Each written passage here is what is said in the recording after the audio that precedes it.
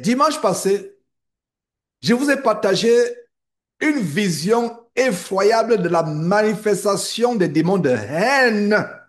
Oh là là, même à présent, une semaine après, c'est la même émotion que j'ai toujours quand je pense à ces démons de haine. Mais un des fruits de l'esprit que nous devons porter, mes frères et sœurs, c'est l'amour. C'est un des fruits de l'amour les uns envers les autres. Et allez encore suivre, mes frères et sœurs, la révélation sur comment Dieu m'a montré ces démons de haine, comment ils se manifestaient.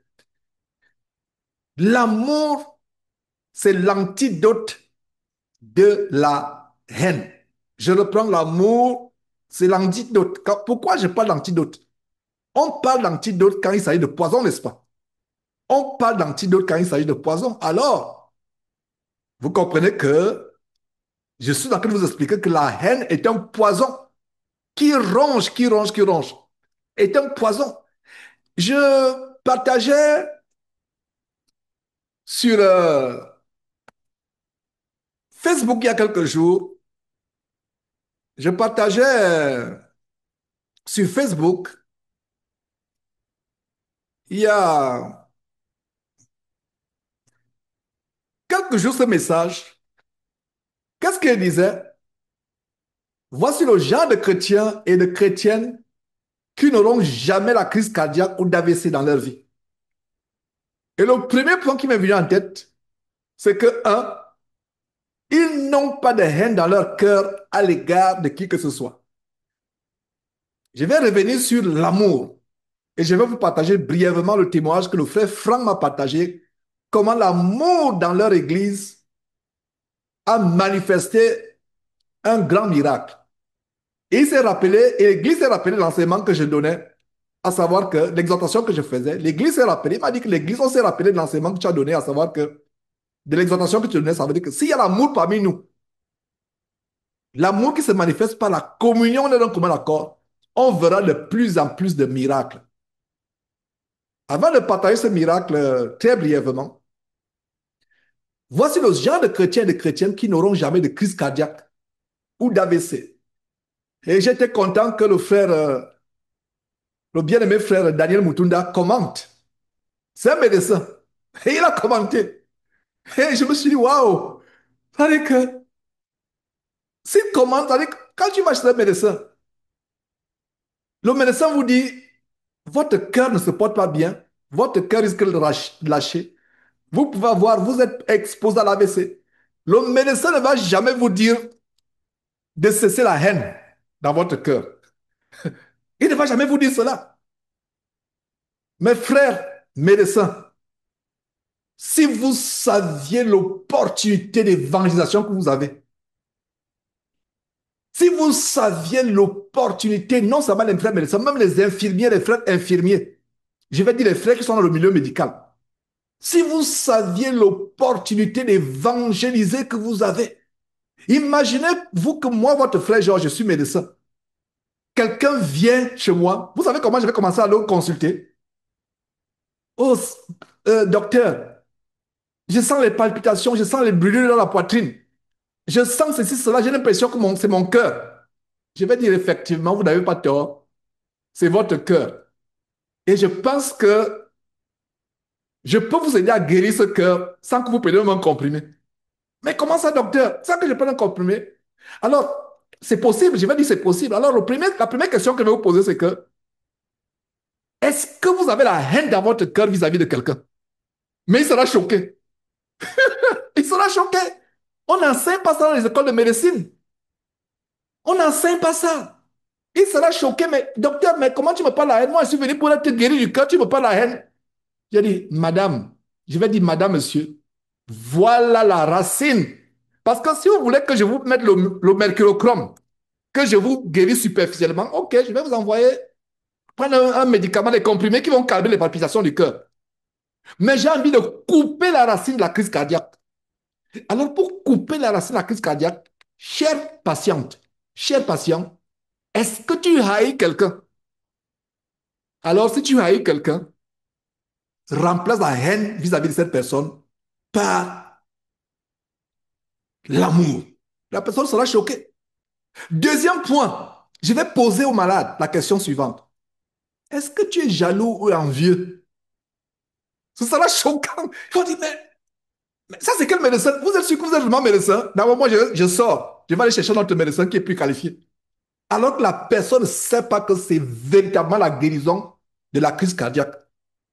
Sur la base de ce verset qui dit, Proverbe chapitre 4, verset 23, garde ton cœur plus que toute autre chose, car c'est de lui que viennent les sources de la vie. C'est de lui que viennent les sources de la vie. Donc, la première question, c'est est-ce que tu détestes quelqu'un, tu haïs quelqu'un? Change la haine, enlève la haine de ton cœur, mets l'amour et tu vas commencer à guérir petit à petit de la crise cardiaque qui est en train de te menacer et qui peut te terrasser peut-être dans 6 mois ou même dans un mois.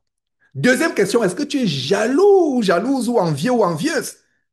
Est-ce que tu te contentes de ce que tu as? Troisième question que je vais poser, est-ce que tu te tourmentes pour devenir riche? Mais je vous assure que le malade va fuir, il va fuir la clinique. Il ne va plus revenir. Il va dire, mais j'ai trouvé un médecin fou. Et il ne sait pas que c'est la guérison du cœur que vous êtes en train de lui porter. Sur la base de Proverbes chapitre 4, verset 23, garde ton cœur plus que toute autre chose. Et tu vas continuer. Quand tu fais un diagnostic, voir le diagnostic médical des problèmes cardiaques. Qu'est-ce que vous êtes aujourd'hui? Si la terre était gouvernée par les chrétiens, le seul livre de médecine serait la Bible. Il n'y aurait même pas de crise cardiaque sur terre si les gens mettaient en pratique la parole de Dieu. Et je vais poser la question, est-ce que tu te tournes pour t'enrichir? Est-ce que tu suis les influenceurs africains sur Internet qui ont embrassé la cabale, qui vous disent comment investir en Afrique, comment devenir riche, etc., etc. La quatrième question que je vais poser, est-ce que tu es prêt à pardonner même à tes pires ennemis? Est-ce que tu as de la rancœur dans ton cœur? Rancœur dans ton cœur. Regardez, rancœur. Analysez le mot rancœur. Ça veut dire que tu as la gangrène dans ton cœur. La rancœur signifie que tu as la gangrène dans ton cœur vis-à-vis de quelqu'un. Et cette gangrène, c'est toi-même qu'elle va attaquer. Rancœur. Allez sur rancœur. Rancœur. Alors on continue. Je vais dire ceci. Est-ce que tu es prêt, est-ce que tu es prêt à pardonner même à tes pires ennemis est-ce que tu as toujours la rancœur à l'égard de qui que ce soit? Ça, c'est l'autre point. Je vais continuer en disant, est-ce que tu peux t'élever au point où tu es joyeux ou joyeuse malgré tous les problèmes, les persécutions et les pires tribulations que tu peux traverser? Est-ce que, dans l'autre point, est-ce que tu peux arriver au point où tu t'inquiètes de rien sur cette terre? Absolument rien. Est-ce que tu peux arriver au point où rien, absolument rien sur terre te fait peur? Tu ne t'inquiètes de rien. Est-ce que tu peux arriver au point où tu ne te soucies même pas de ton avenir? Au point où tu comprends que Dieu seul est ton avenir et que ton avenir est entre les mains de Dieu. Est-ce que tu peux arriver au point où tu rends grâce à Dieu en toutes choses, même pour les pires choses qui peuvent t'arriver? Est-ce que tu peux arriver à avoir une foi inébranlable, mettant entièrement ta confiance en Dieu, étant pleinement, absolument persuadé et convaincu que rien, absolument rien n'est impossible à Dieu? Chers patients, chères patientes, voilà le diagnostic que je vous donne. Et il ne vous coûtera même pas 5 francs. Il n'y aura pas de chirurgie cardiaque. Ils ouvrent le cœur. Ils sont en train de voir comment la valve, qu'est-ce qu'il y a une déformation là. Non. La guérison du cœur, c'est Proverbe chapitre 4, verset 23. Garde ton cœur plus que toute autre chose. Alors, pourquoi j'ai ouvert cette longue parenthèse? C'est parce que nous sommes partis des fruits de Jérémie chapitre 31. Jérémie chapitre 31. Le verset 5 qui disait, tu planteras, voilà, les planteurs, et tu cueilleras les fruits. C'est la cueille des fruits.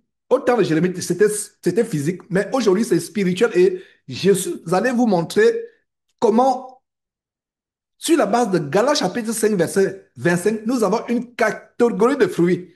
Et le premier fruit qu'on a vu dans Galates chapitre, qu'on a lu dans Galates chapitre 5, verset 21, c'est l'amour.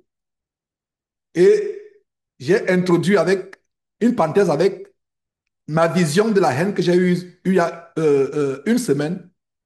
Et du posting que j'ai fait sur Facebook. Vous voyez, le premier fruit d'esprit, c'est l'amour. Je vous assure que ce n'est pas par hasard. Voilà le fruit qu'on doit voir. Combien parmi nous avons ce fruit avec nous? Franck m'appelle, j'ai conversé avec Franck. On a parlé hier, on a eu. Il parlait. Je pensais qu'on devait mettre 2 minutes et j'étais pris, justement. Je lui ai dit que vraiment, Franck, je suis en Californie, mais j'ai amené avec moi tout mon boulot dans mon ordinateur. Et on devait parler pendant 2 minutes. On se retrouve en train de parler 40 minutes. 40 minutes. On ne voulait même plus se quitter. C'est une manifestation de l'amour que nous avons les uns envers les autres. Et c'est ainsi que dans notre conversation, Franck me partage le témoignage de comment une sœur avait un mal. Je crois que c'était un coup, etc. Moi, mal, c'est mal. Je ne me, je ne me concentre pas sur les détails. Je me concentre sur la délivrance. Et elle avait un mal qui la préoccupait. Une douleur dans le corps. Je ne sais pas si au niveau du cou ou du dos, de la colonne vertébrale. Et elle a été délivrée instantanément dans la réunion. Ils ont prié pour elle. Elle a été délivrée instantanément. Sur le champ, la douleur est partie. Et ils ont rappelé cette exhortation que j'ai faite à savoir que si nous manifestons l'amour les uns envers les autres, il y aura des miracles. Et c'est vrai, bien-aimés Franck, tous les frères qui sont ici, si dans nos assemblées chrétiennes, il n'y a plus de miracles, c'est parce qu'il n'y a plus de manifestations de fruits de l'esprit. Nous sommes dans une parenthèse dans Galates chapitre 5, verset 22.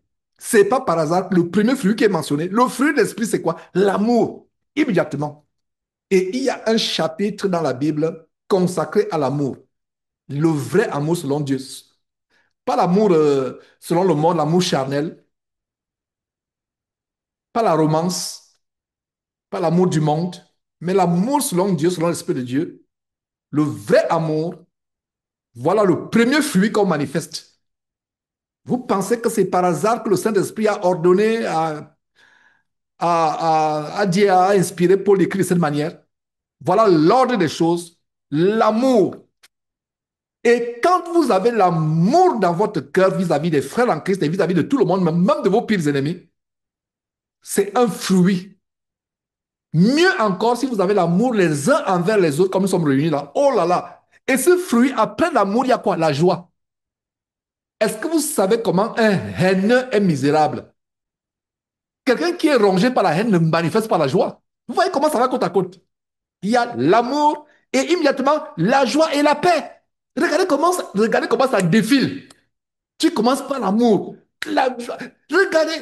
Maintenant, remplaçons l'amour par la haine. Les fruits de la chair et du diable, c'est la haine. Et après quoi? L'amertume. Après quoi? Le manque de paix. Je vous assure que, frères, comprenons les profondeurs des mystères de la parole de Dieu. Comprenons et soyons délivrés.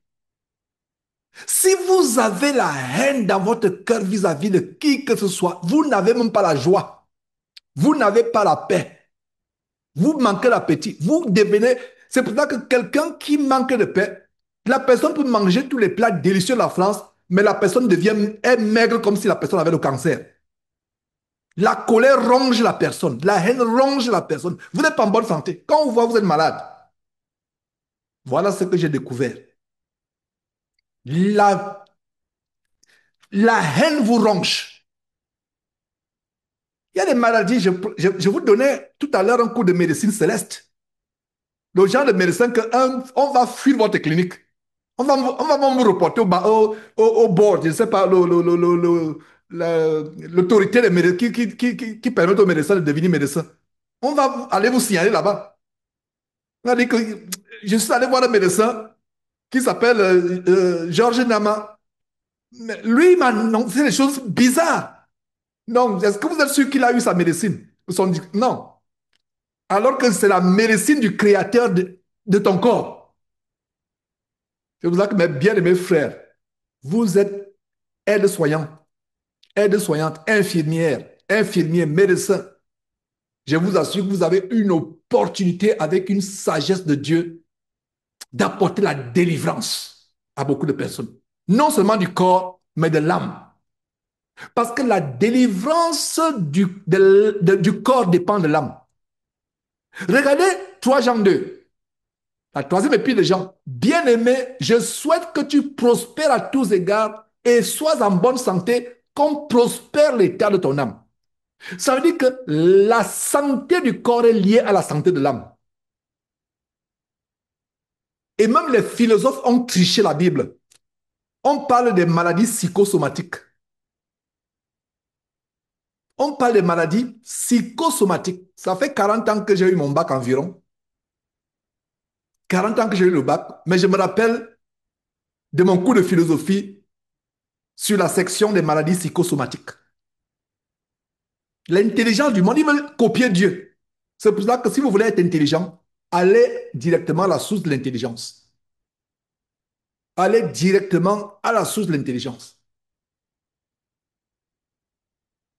Même les philosophes démontrent que il y a des maladies que vous avez à cause de l'état de votre âme. Même les psychologues. Il y a les médecins qui vont vous recommander les psychologues. Ils ne voient rien, mais moi je ne vois rien. On a fait toutes les analyses, on a fait tous les diagnostics, on a fait les prélèvements de salive, de sang, d'urine, de tous les déchets de ton corps, on a prélevé. Chère madame, cher monsieur, on ne voit rien. Peut-être aller voir un psychologue qui peut vous faire, peut-être, je ne sais pas. Mais c'est ce que dit le verset 3 Jean 2. Bien-aimé, je souhaite que tu prospères à tous égards et sois en bonne santé, virgule, comme prospère l'état de ton âme. Ça signifie quoi? Ta santé dépend de la santé de ton âme. Si tu as la haine dans ton cœur, tu ouvres ton cœur et ta vie, ta chair au cancer.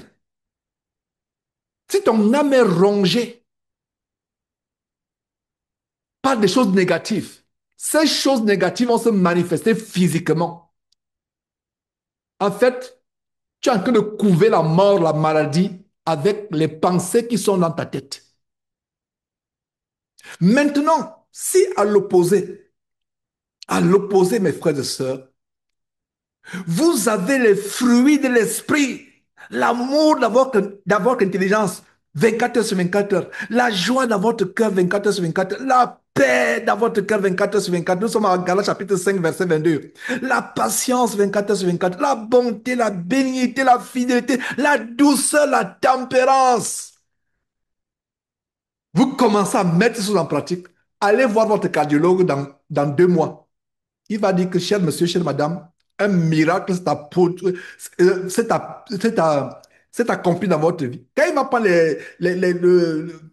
le rapport médical de ton cœur il y a 3 mois, avant que tu le mettes en pratique, ce que j'exhorte aujourd'hui, et 3 mois après, quand tu as commencé à mettre ce choses en pratique, il va dire que un miracle s'est accompli. Tu as payé quel comprimé pour guérir? Je vous dis ce que j'enseigne là est d'une vérité absolument vraie. Change ton cœur, ce sera la santé pour tes os. Il y a des versets. Mon frère, mon fils, garde ces paroles. Garde ces paroles, ce sera le rafraîchissement pour tes os. Il envoya sa parole, elle est guérie. Vous vous rappelez ce verset? Dieu envoya sa parole, elle est guérie. La parole de Dieu guérit. Comment guérit-elle? Commencez à la saturer dans votre intelligence. Commencez à la mettre en pratique. Vous allez voir de l'amélioration. Il y a des maladies. La tension artérielle. Oh, j'ai la tension, ma tension est montée. Alors que tous les dimanches, tu es là sur Zoom en train de suivre les enseignements, mais ta tension monte. Ta tension monte comment? L'hypertension artérielle. L'hypertension artérielle. Je vous donne un témoignage. Un jour, je, je vais Je vais chez le dentiste tous les 2 ou 3 fois par an. Juste pour l'hygiène normale parce que euh, l'hygiène à domicile, généralement, ils ont les meilleurs instruments, etc.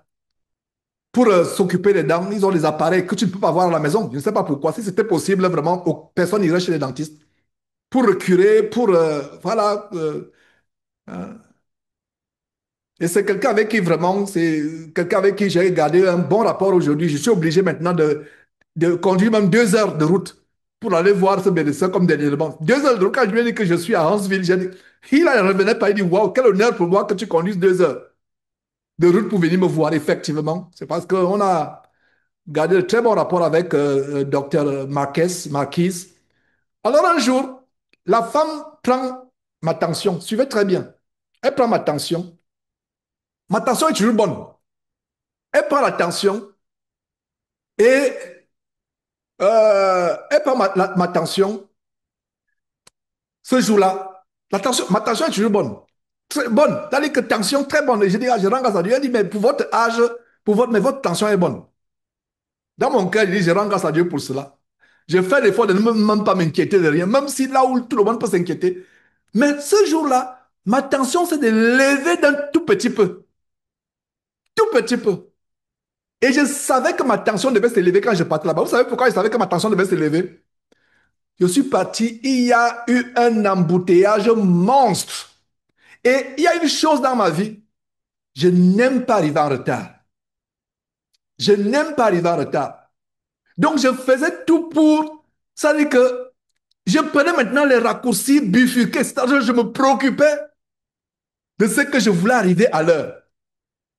Et elle me dit, mais ta tension, pourquoi ta tension est montée d'un tout petit peu, un tout petit cran aujourd'hui?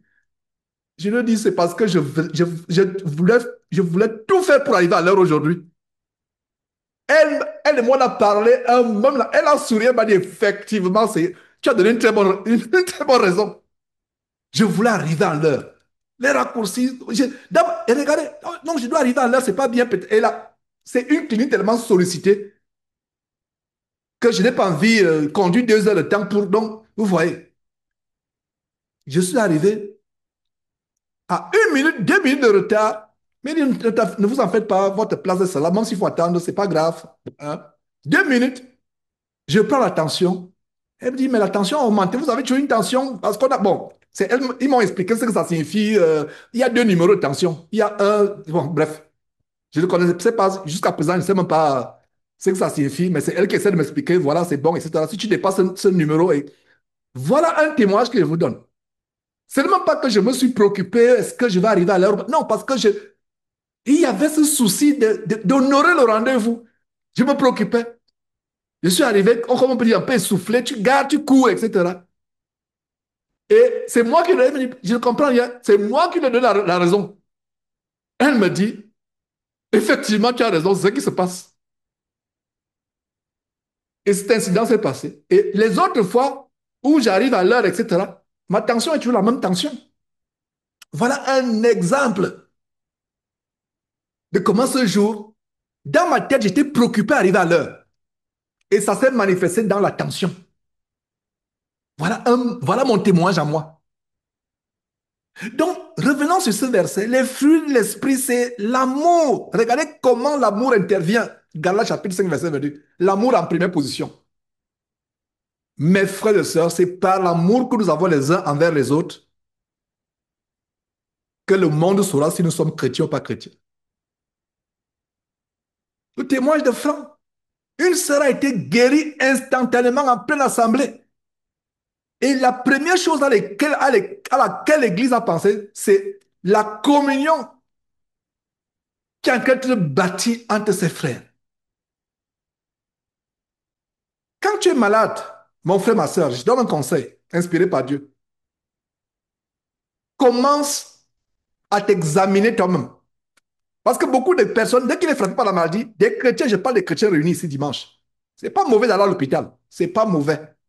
Ça dépend avec quel état d'esprit vous allez à l'hôpital. C'est ça qui est mauvais. Si vous allez à l'hôpital parce que à l'état d'esprit, vous avez peur, la peur n'est pas de Dieu, la peur est de Satan. Il peut vous arriver. d'aller à l'hôpital, vous soigner. Il y a des choses que vous ne pouvez pas faire à la maison. Je vous parlais par exemple de l'hygiène buccale. Il y a des appareils qu'on ne peut pas avoir à la maison. Tu ne peux pas. Ce sera quoi? Qu'est-ce que tu auras des appareils monstrueux, gigantesques, etc. Des choses qui curent, qui recurent pour voir s'il y a comment on dit, la tarte en anglais du tard. Attends, tu n'auras pas ça à la maison. L'hôpital n'est pas déconseillé. Il y a des gens qui me comprennent mal. Je dis encore que l'hôpital n'est pas déconseillé. Nous avons un merveilleux frère dans la Bible qui était médecin. Luc était médecin. L'hôpital n'est pas déconseillé. L'hôpital n'est pas déconseillé. Et ça m'énerve quand les gens comprennent mal mes enseignements. Je dis, oh, ça m'afflige. Comment ça vous comprenez mal? Comment ça vous prenez à tort à travers? À tort à travers. Non, ne prenez pas tort à travers. Comprenez pourquoi j'évoque ce sujet. Il y a des gens qui disent, mon genre, tu n'aurais pas dû dire ceci, tu n'aurais pas dû enseigner. Non, il faut souvent comprendre l'inspiration qui est derrière l'enseignement. C'est pour nous édifier.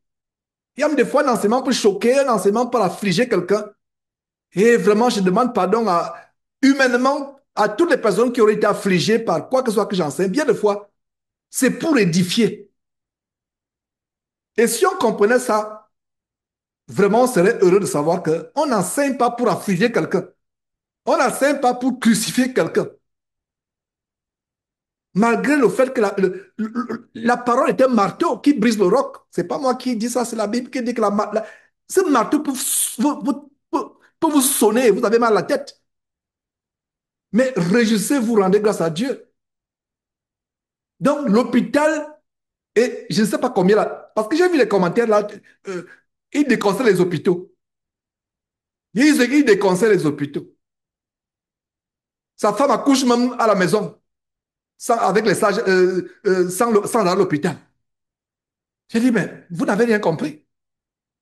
Vous n'avez rien compris. Ça dépend de quel état d'esprit vous allez à l'hôpital.